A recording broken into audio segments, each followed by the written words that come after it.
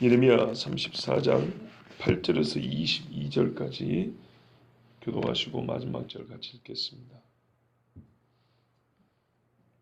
시드기야 왕이 예루살렘에 있는 모든 백성과 한 가지로 하나님 앞에서 계약을 맺고 자유를 선포한 후에 여호와께로부터 말씀이 예레미야에게 임하니라. 그 계약은 사람마다 각기 히브리 남자 노비를 놓아 자유롭게 하고 그의 동족 유다인을 종으로 삼지 못하게 한 것이다. 이 계약에 가담한 고관들과 모든 백성이 각기 노비를 자유롭게 하고 다시는 종을 삼지 말라 함을 듣고 순복하여 놓았더니 후에 그들이 뜻이 변하여 자유를 주었던 노비를 끌어다가 복종시키게 다시 노비로 삼았더라. 그러므로 여호와의 말씀이 여호와께로부터 예레미야에게 임하니라. 이르시되 이스라엘 하나님 여호와께서 이와 같이 말씀하시니라. 내가 너희 선조를 애굽 땅 종민집에서 인도하여 낼 때에 그들과 언약을 맺으며 이르기를 너희 형제 히브리 사람이 내게 팔려왔거든 너희는 7년 되는 해에 그를 놓아줄 것이니라. 그가 6년 동안 너를 섬겼은즉 그를 놓아 자유롭게 할지니라 하였으나 너희 선조가 내게 순종하지 아니하며 귀를 기울이지도 아니하였느니라. 그러나 너희는 이제 돌이켜 내 눈앞에 바른 일을 행하여 각기 이웃에게 자유를 선포하되 내 이름으로 일컬음을 받는 집에서 내 앞에서 계약을 맺었거늘 너희가 돌이켜 내 이름을 더럽히고 각기 놓아 그들의 마음대로 자유롭게 하였던 노비를 끌어다가 다시 너희에게 복종시켜 너희의 노비로 삼았도다. 그러므로 여호와께서 이와 같이 말씀하시니라. 너희가 나에게 순종하지 아니하고 각기 형제와 이웃에게 자유를 선포한 것을 실행하지 아니하였은즉 내가 너희를 대적하여 혈과 전염병과 기근에게 자유를 주리라. 여호와의 말씀이니라.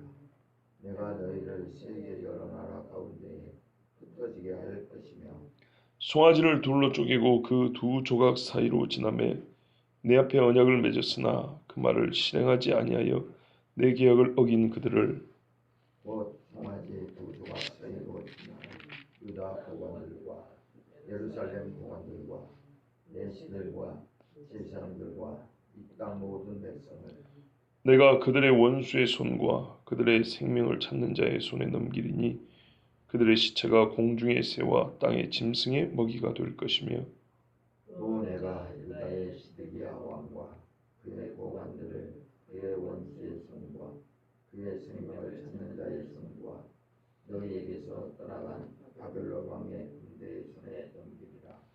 여호와의 말씀이라. 보라, 내가 그들에게 명령하여 이 성읍에 다시 오게 하리니 그들이 이 성을 쳐서 빼앗아 불사를 것이라.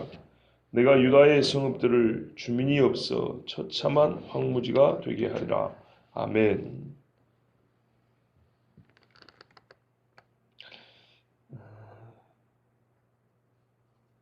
유다가 멸망할 이유는 상당히 많았지 않습니까?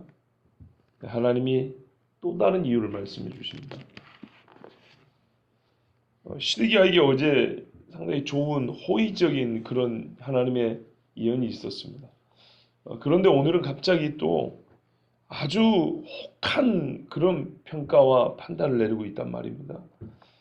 그럼 왜 이렇게 왔다 갔다 한가? 그렇지만 이게 사람입니다. 살고 싶어서 지푸라기도 붙잡았다가 내어놓으면 보따 내놓으라, 살려주면 보따 내놓으라 한다 그러지 않습니까? 꼭 그런 인간의 모습을 보여줍니다. 그럼 하나님은 변함없이 일관적입니다. 너희는 그래도 안 변하고 재앙을 받을 수밖에 없는, 징벌을 받을 수밖에 없는 그런 죄인이라는 것을 하나님이 다시 한번 보여주고 계십니다. 시드기야 왕이요, 정치적 이유인지 신앙적 판단에서인지는 모르겠는데 히브리 동족 노예들을 해방시켜 주기로 백성들과 약속을 했습니다. 우리 8절을 보면 한 가지로 하나님 앞에서 계약을 맺고 이렇게 돼 있죠. 하나님과도 약속을 했지만 이 주민들하고 약속을 한 거예요. 이게 무슨 말이냐면 왕으로서 선포를 한 거예요. 내가 이제 뜻을 정하였노니 우리 동족 노예들은 자유를 주기로 결정하노라. 따를 리가 있는가? 이렇게 이제 했다는 거예요. 그러면은 보통 이제 재력이 있고 힘 있는 사람은 헛기침하고 모른 척 해야 되는데 그래 하겠다고 해가지고 고관들과 그 내시들 뭐 제사장들까지 전부 다 왕의 뜻대로 하겠습니다. 그게 우리가 사는 길입니다. 이렇게 이제 동참을 했다는 얘기입니다. 자, 그래서 이 시드기야 왕이 자유를 선포했고요. 하나님 앞에서 약속을 했어요. 이 일이 있고 난 다음에 하나님이 예레미야를 통해서 하신 말씀, 야, 네가 이제 정신을 차렸구나. 너희가 결국 살기 위해서 내 말에 이제 따르기로 하는구나. 그렇지. 자유를 뺏길 지경이 됐는데 누구를 지금 속박을 하고 노예로 삼는단 말이야. 그래서 하나님이 칭찬을 해줘야 되잖아요. 칭찬을 한 게 아니고 너희가 그랬기 때문에 죽는다고 이렇게 얘기를 하신 거예요. 우리 22절 끝부분 보면 아시잖아요. 참혹한 땅이 된다 그랬죠. 왜 그런가? 8절을 생각하고 22절을 생각하면 뭐가 안 맞는 것 같은데 자유를 선포했으면 자유를 주셔야지. 왜 자유를 하나님 다 뺏어버린다는 얘기인가? 네, 읽어보셔서 아시겠지만 이 사람들이 하나님 앞에 눈속임을 했기 때문입니다. 자, 9절에 보시면 자, 이 개혁이 뭐냐? 여기서 제가 주일날 설교했던 것이 떠오를 겁니다. 계약이 뭡니까? 계약이 언약이지. 그죠? 본래 이것은 자기 동족의 경우는요, 이런 경우거든요. 보통 빚을 지고 못 갚아가지고 몸으로 대신 갚는 상황입니다. 그러면 하나님이 뭐라냐면 7년이 되면 놓아주라 그랬어요. 이게 출애굽기 21장의 법이고 신명기 15장에서 한 번 더 말씀한 거예요. 그런데 이스라엘 사람이 안 지킨 거예요, 지금까지. 왜 그랬을까요? 이 재산권의 측면에서 볼 때 노비라는 것은 엄청난 큰 가치가 있습니다. 말 그대로 꽁으로 사람 노동력을 사용하는 거 아닙니까? 그렇지만 하나님은 이스라엘 백성이 자유를 얻은 것을 정말 그 은혜를 받을 줄 안다면 적어도 자기 동족은 집으로 돌려보내라. 왜냐하면 이스라엘의 삶이 하나님 백성의 삶의 모델이거든요. 아무리 큰 죄를 지고 빚을 졌다 하더라도 하나님이 죄값을 다 탕감하시고 용서하시고 자녀의 권리를 회복하신다는 것이 복음 아닙니까? 그 복음의 그림자를 보여주는 게 이스라엘의 삶입니다. 그게 완전하진 않지만은 그림자로서 삶을 보여주는 게 율법에 따른 삶입니다. 세상 어느 나라에 이런 법이 있답니까? 그런데 지금 나라가 어려우니까 그렇게 하겠다고 해놓고 11절에 뜻이 변하여 하나님 앞에 다시는 종을 삼지 않는다고 이렇게 왕이 말하니까 그 밑에 고관들이 그렇게 하겠습니다. 순종하겠습니다. 약속해놓고 11절에 뜻이 변해서 자유를 주었던 노비들을 다시 잡아다가 또 노비로 삼은 거예요. 이야, 어떻게 다시 잡을 수 있을까요? 채권 증세 있잖아요. 그러니까 율법보다 사람의 빚주었던 그 채권 증서를 앞세워서 그것도 탕감하겠다고 해놓고 다시 끌어와서 종으로 삼았어요. 이거 안 버리고 있었던 거죠. 빚준 거 말이죠. 불살라 버려야 되는데. 옛날에 조선 말기에 예수를 믿은 이 땅의 지주들은 말입니다. 제일 크게 먹게 옛날에 첩질, 노름, 그 다음에 노비. 남의 빚줘가지고 종 많이 삼았거든요. 첩들 다 내보내고 노름 끊고 술 담배 끊고 이 노비 문서를 보는 데서 불실로 없애버렸어요. 나는 자유다. 여러분 이게 율법을 따른 겁니까? 복음을 따른 겁니까? 복음을 따른 거예요. 율법을 따르면 7년 동안 버틸 수 있죠. 이게 율법은 그 똑같은 삶의 원리의 그림자라니까. 예수 믿는 사람은 더 해야 돼요. 더. 그 자리에서 보내는 거예요. 그래가지고 많은 사람이 노비가 해방됐고 우리가 잘 알다시피 뭐 숱하게들은 디귿자 교회 가면은 그 이자익 목사님 이야기 있잖아요. 예? 노비를 목사시켜가지고 공부시켜서 본교회 목사로 청빙했던 그 훌륭한 조덕삼 장로님 이야기 있잖아요. 이게 예수 믿는 사람들의 즉각적인 반응 아멘이었어요. 이게 아멘이었어요.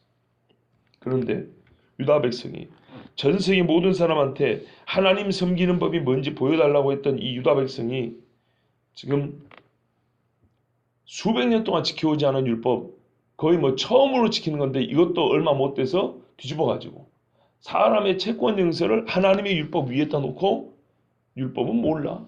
빚 갚어. 이라고 다시 끌어와가지고 종삼았다는 거예요. 하나님이 이러면 가만 계시겠어요? 여러분 이게 신뢰고요. 사실 이 신뢰를 바탕으로 예수님이 비유를 얻은 게 뭡니까? 죄삼의 비유가 1만 달란트 빚진 자가 있었는데 그가 100데나리온 빚진 동관이라고 그랬죠? 동기란 말입니다. 동료, 동족, 동료, 동관. 멱살을 잡고 감옥에 집어넣고 빚 갚을 때까지 쳐넣어버렸다. 그때 어떻게 하겠느냐? 네가 은혜를 받을 줄 모르고 자유를 주었건만 그 하찮은 100데나리온?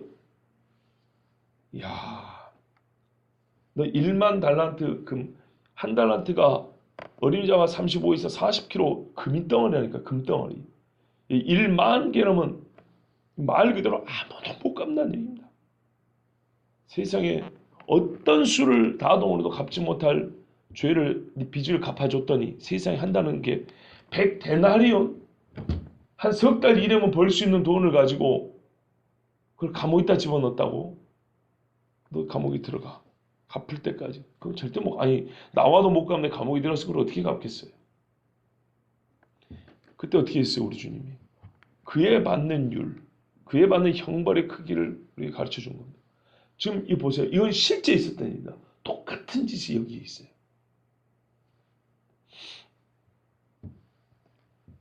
그러므로 여호와께로부터 예레미야에게 말씀이 임한대요. 12절, 13절. 이들에게 예수님, 하나님은 정당한 형벌을 냅니다. 공의에 따라. 그 형벌의 근거를 먼저 말씀합니다. 옛적에 출애굽할 때 400년간 종살이하던 너희 선조를 내가 무슨 돈을 받고 자유를 주었다냐. 내가 그대에서 무슨 공로를 취하고 무슨 영광을 취하고 그 대가로 어마어마한 대제국 애굽에서 너희를 끄집어내고 홍해까지 건너게 가지고 자유를 주었단 말이에요. 아무 값없이 하나님 앞에 은혜 받은 사람들 아닙니까? 여기서 지금 자유 이야기하니까 말 그대로 자유를 얻은 사람들 아닙니까? 그래서 그러면 내가 너에게 자유를 주었다. 자유 얻은 백성의 삶이 무엇인지 알고자 하느냐 하고 시내산에 모아가지고 이것이 내가 너희를 자유롭게 한 이유고 정말 이 땅에 하나님 주신 자유를 누릴 줄 아는 백성, 나 그런 백성답게 살기를 원한다. 너희가 이게 내 뜻인데 어떻게 따라 보겠느냐? 예, 우리가 따르겠습니다 하고 언약의 피를 뿌려가지고 약속을 했지 않습니까? 계약이 아니고 이게 언약이에요. 그렇다면 정말 은혜를 한다면 너희 동족들도 노비로 삼으면 안 된다. 혹 빚을 졌기 때문에 정당하게 빚 갚으라고 노동력을 좀 쓸 수는 있지만 그래도 7년째는 다 놓아줘야 된다.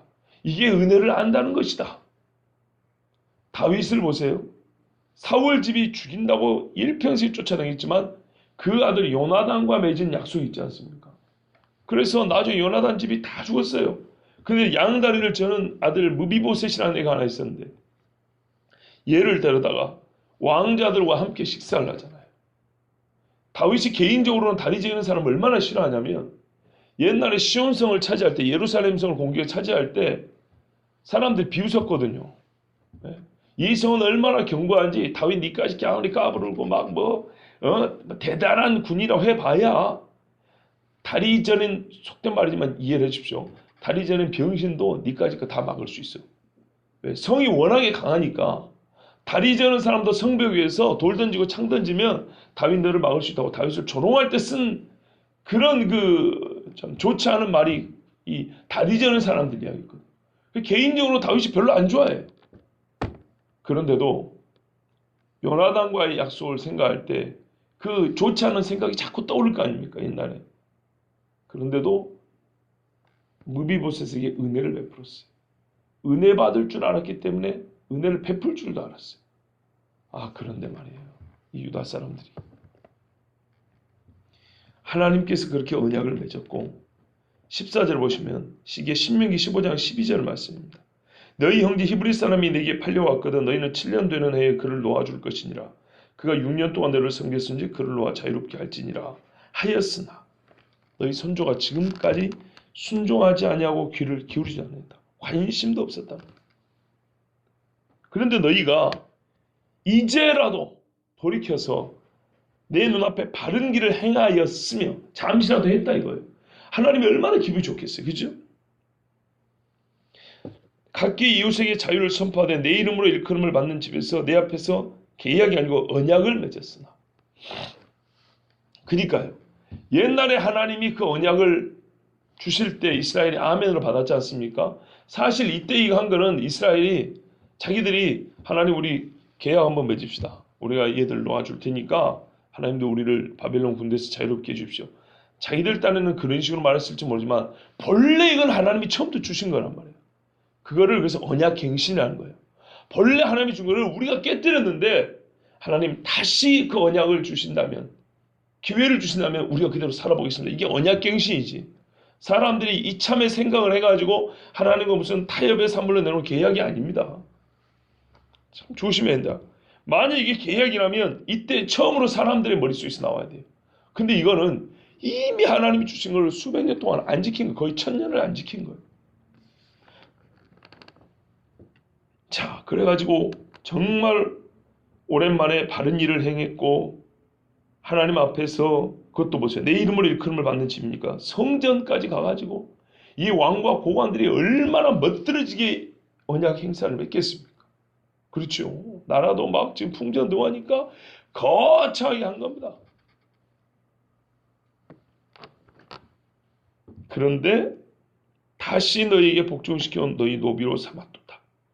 자유롭게 했던 자들을 끌어다가 이런 짓을 하면 하나님이 딱 한마디로 정해줍니다. 내 이름을 더럽혔다 그럽니다.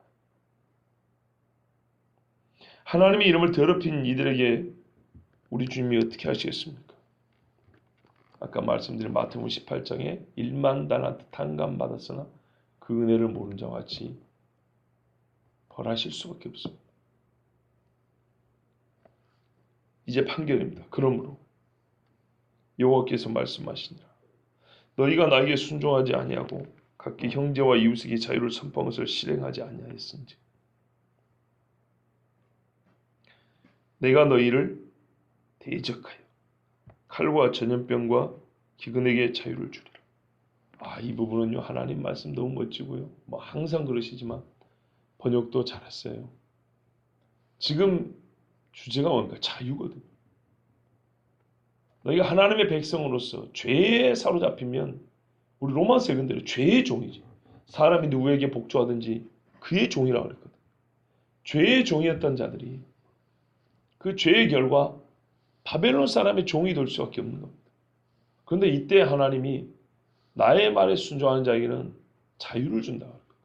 그래서 이 사람들이 자유를 얻을 수 있는 방법, 그건 하나님의 법 안에 들어가는 거다. 참 이게 신비입니다. 법 안에 속박된 것 같은데 법 안에 들어가면 참 자유를 누리는 거예요. 예수님 말씀 똑같아요. 내 안에라는 것이 여러분 얼마나 이게 참 세상에서 자기 멋대로 살아가는 사람한테는 답답한 일인지 모릅니다. 율법보다 훨씬 답답해요. 봐보세요. 어떤 사람의 인격 속에 들어간다. 이게 보통 쉬운 일입니까? 제 멋대로 죄 짓고 살던 사람이 죄 하나 없는 예수님 안에 들어간다. 이거 얼마나 괴롭겠습니까? 그렇죠? 아니 지 멋대로 살고 싶은 애가 학교에서 한나절에 있는 것도 못 버티는데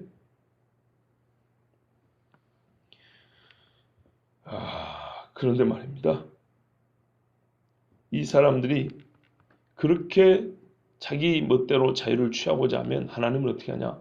그들을 진짜 속박하고 자유에서 그들의 삶을 뺏어버릴 수 있는 칼과 기근과 전염병에게 자유를 줘서 마음대로 쳐 죽여버리게 한다고 하잖아요. 칼과 기근과 전염병은 사람이 죽을 수밖에 없는 상황입니다. 칼 하나만 있어도 여기에 지금 장검 하나 든 사람만 들어와도 우리 4사람 생명을 부지할 수 있겠습니까? 저 출입문 하나 놓고 저기 빠져나갈 수 있겠어요? 아, 창문이 있죠. 창문 여는 동안에 와서 찔러버리겠습니다. 어려운 이야기거든요. 전염병요. 그래서 숨 한 번 쉬면 다 전염되는데 기근요. 뭐 이리 가서 파나 저리 가서 뚫어보나 뭐 나올 게 있어야죠. 이것들에게 사람을 죽이는 것들에게 자유를 줘버린다. 사실 무슨 말인가요? 하나님이 이것들은 항상 억제해 놓고 계시거든요. 함부로 힘을 못 쓰도록. 칼을 휘두르고자 하는 자의 마음을 붙잡아서 칼을 함부로 못 휘두르게 하고 기근이 마귀는 이 땅에 순식간에 기근을 주고 싶어도 하나님은 가만히 있어 한 다음에 비를 여전히 내려주시고 전염병도요. 세상에서 만들어낸 전염병 사람이 잘못하고 생긴 전염병 얼마나 많은데 근데 하나님이 그것을 억제해 주시고요. 근데 하나님이 힘을 안 써줘 버리신다. 풀어버린다. 사실 우리는 이걸 알아야 됩니다. 사망의 힘이 얼마나 강한지 모릅니다. 그런데 하나님의 손이 그걸 붙잡고 있기 때문에 우리가 생명을 유지하는 건데 그래 한번 네 멋대로 해봐라 자유를 줘버리면 사람의 생명을 뺏어가는 건 순식간입니다. 보세요.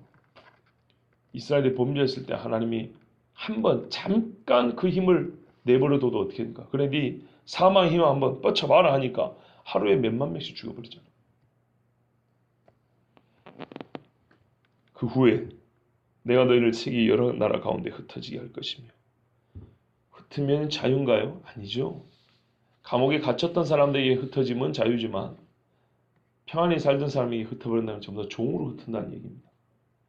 우리가 그렇잖아요. 대한민국 국민이 대한민국 국력이 세계에 십몇이 됩니다. 그래도요. 백몇십이 되는 나라에 손님으로 가보세요. 약한 한 사람일 뿐입니다. 본국에 있을 때 힘을 끼치는 것이지 우리가 해외여행을 가보면 우리는 약자에 불과합니다. 그런데 나라가 망하고 흩어진 사람들은 노비로 팔려나가는 겁니다. 이제 종살이 하는 겁니다. 그러므로 여러분 하나님의 은혜를 절대 헛되게 받으면 안 됩니다. 감사할 줄 모르면 정말 우리가 생각하고 싶지도 않은 끔찍한 일들을 겪게 됩니다. 그런데 이들에게 이렇게 엄한 판결을 낼 수밖에 없는 이유는 그 전에 죄로도 충분하지만 이들이 마지막에 한 이 배신 때문에 더한 거예요.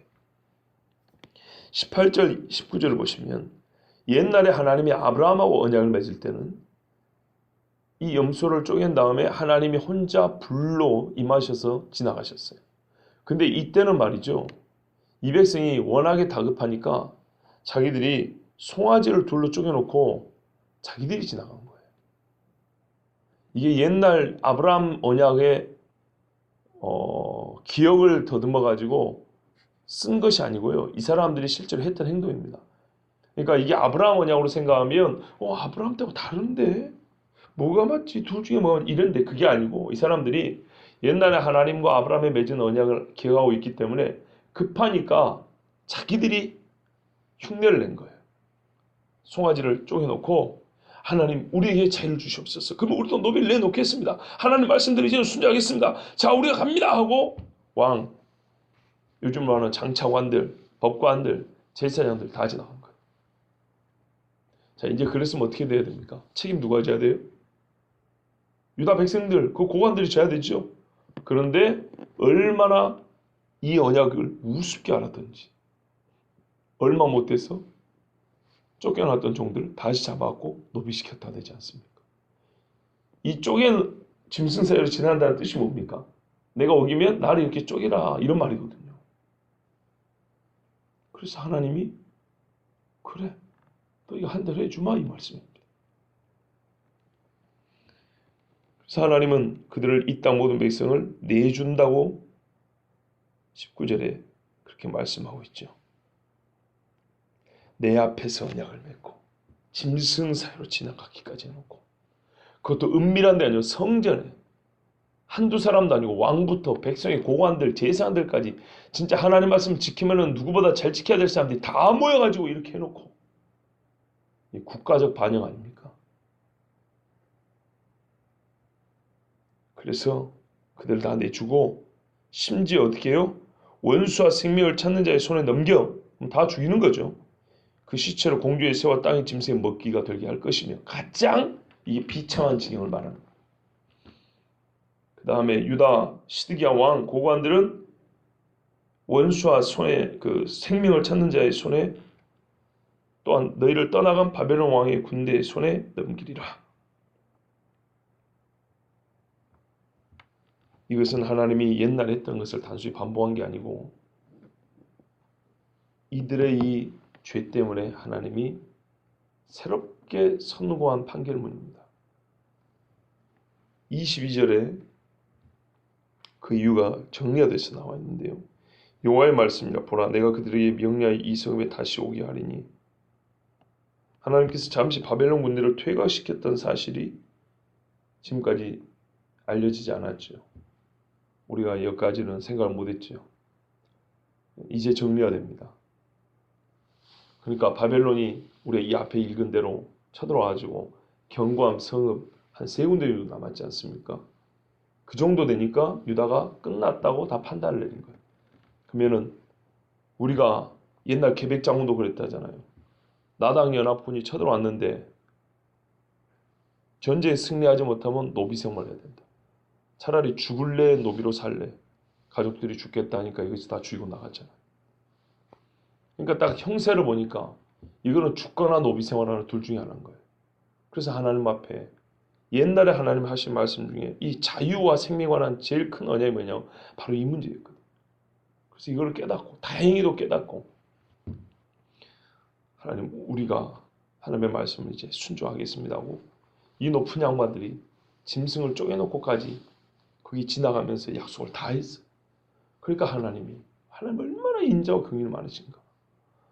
사실 이것들이 쇼하는 줄 알면서도 그래 너희가 그렇게 겸손해졌으니 내가 군대를 물리라고 바벨론 군대를 잠시 빼줬던 거예요. 그러니까 이참이다 하고 다 끝난 줄 알고 어떻게 했다고요? 예, 너희들 다 잡아 예전으로 돌아간 겁니다. 이게 사람입니다. 왜 하나님이 우리에게 쉽게 평안을 주지 않고 쉽게 우리가 원하는 삶의 그 번영과 안녕을 허락하지 않으신지 아시겠죠? 그건 이겁니다. 속사람이 완전히 변하지 않으면 잠시 네가 어려우니까 그러지 아니다. 더 큰 죄를 짓는다 이러다가 쉽게 허락 안 해줍니다. 정말로 쉽게 허락 안 해줍니다. 그게 사는 길입니다. 그래 보세요. 이제는 빼도 박도 못하게 됐어요. 옛날에는 뭐 옛적 조상들의 죄니 어찌 그랬는데 지금 당대를 살아는 말하자면 유다 말기 사람들 본인의 죄예요. 본인의 죄.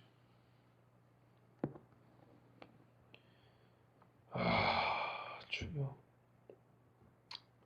우리가 얼마나 하나님을 만홀히 여기는가요?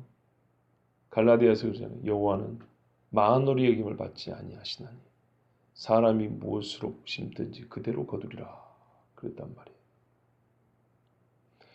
그래서 이 바벨론 군대 와서 성을 빼앗아 불사를 것이고 유다 백성들을 다 죽여 아무도 사는 이가 없는 처참한 황무지가 되게 할 것입니다. 여러분 베드로 사도는 이보다 더 큰 은혜를 받고도 이게 출애굽보다 더 큰 은혜를 받고도 이 유다 말기 사람들처럼 하나님과 이 거짓 언약 갱신을 맺고 그리고 다시 자기들이 좀 살만하니까 옛적 길로 돌아간 사람, 자기들 마음에서 나오는 자유로 돌아간 사람들 향하여 경고하고 있습니다. 좀 무서운 경고를 합니다. 사실 우리는 예수를 믿기 때문에 절대로 옛길로 돌아가면 안 됩니다. 그런데도 불구하고 어리석게도 옛날로 돌아간 사람들에게 베드로는 이 사건과 거의 동질의 죄를 저지른 사람들에게 이렇게 경고합니다. 만일 그들이 우리 주 되신 구주 예수 그리스도를 알므로 세상의 더러움을 피한 후에 다시 그 중에 얽매이고 지면 그 나중 형편이 처음보다 더 심하리니 의의 도를 안 후에 받은 거룩한 명령을 저버리는 것보다 알지 못하는 것이 도리어 그들에게 나으니라. 참된 속담에 이르기를 개가 그 토하였던 것에 돌아가고 돼지가 씻었다가 더러운 구덩이에 도로 누웠다 하는 말이 그들에게 응하였도다. 아멘. 딱 한마디로 요약하면 개의 대주에 같다 이 말입니다. 하나님의 은혜를 알고 그 은혜를 알면서도 저버리고 자기 속에서 나온 세상 길로 돌아가고 욕심대로 살고 더러운 것들을 품고 사는 사람은 개와 돼지와 같다. 하나님의 형상을 찾을 수 없고 짐승과 같다고 말합니다. 짐승이 그 어리석은 말이야. 배만 부르면 그냥 좋다고 꿀꿀거리고 멍멍짓고 쫓아다니는 짐승과 같다 이 말입니다. 죽을 길인지도 모르고. 말하자면 시드기야와 유다는 마지막 기회를 놓쳤다는 얘기예요. 마지막 기회. 시드기야 왕도 왕 노릇할 수 있는 마지막 기회를 놓친 거예요. 왕답게 이 백성을 하나님께 이끌어야 될 거 아닙니까? 그 멋진 발언을 했잖아요. 하나님께로 돌아가자고. 하나님 앞에 우리가 지키지 못했던 그 율법, 그 중에 지금 문제가 뭐냐? 아, 그렇다. 우리는 지금 생명을 빼앗게 됐다. 그렇다면 자유를 위하여 남의 생명을 속박했던 그 죄부터 회개하고 그것부터 고치자고. 외치기는 멋지게 외쳤어요. 근데 그걸 지속할 힘이 없었어요. 왜요? 소위 기득권을 가진 사람들이 하나님 앞에 쇼했던 거예요. 이것을 왕이지만 혼자서 바로잡을 수가 없었어요. 그러나 말했었어야죠. 그러나 외쳤어야죠. 사람의 눈치 보느라 생명을 구할 수 있는 마지막 기회를 놓쳐버렸어요. 정말 안타까운 이야기인데요. 저희 동기 친구 목사들 이 단체 카톡방에 있어요. 한 친구가 우리 나왔던 신학교 장신대 게시판에 지금 동성애 문제로 논쟁이 시끄러워요. 사실 이게 엄밀한 논쟁거리가 아니에요. 무슨 이게 양쪽이 싸울 일입니까? 근데 세상이 이 지경이니까 이제 싸우기까지 됐어요. 근데 한 친구가 그걸 올렸어요. 그 이야기를. 그런데 친구 목사들이 그 단체 카톡방에 초대받은 애가 몇 명인데 그것에 대하여 입 바른 소리 하는 애는 한 명. 나머지 애들은 반반 걸쳐 있거나 입을 다물어요. 그래서 제가 이게 지금 뭐 하는 짓이냐 하고 한마디 올렸는데 그것에 대해서도 전적인 것도 아니고 한 60-70% 정도의 반응을 보인 친구 한 명. 그리고 우리가 아직 뭐 이러면서 걸쳐 있는 친구 한 명. 여러분 이게 말이 됩니까? 용기 없이 입을 다물면요 영국같이 된다고 영국의 기독교인이자 변호사인 어떤 여자분이 그렇게 했어요. 당신들 지금 기독교인들이 말해야 될 때 말 안 하면 꼭 우리 영국같이 될 거다. 전부 다 이스라엘 뺏긴 거 봤잖아요. 교회가 순식간에 무너질 거라고. 여러분 살릴 수 있는 마지막 기회. 하나님의 약속을 지킬 수 있는 남볼 거 없어요. 내가 하나님의 약속을 지킬 수 있는 마지막 기회. 우리 그때로 살고 있습니다. 해야 할 때 말해야 하고 지켜야 할 때 행동해야 되고 따라가야 될 때 순종하는 것. 이것이 하나님이 우리 주신 이 자유를 지킬 수 있는 마지막 기회. 우리 모두 지킬 수 있기를 원합니다.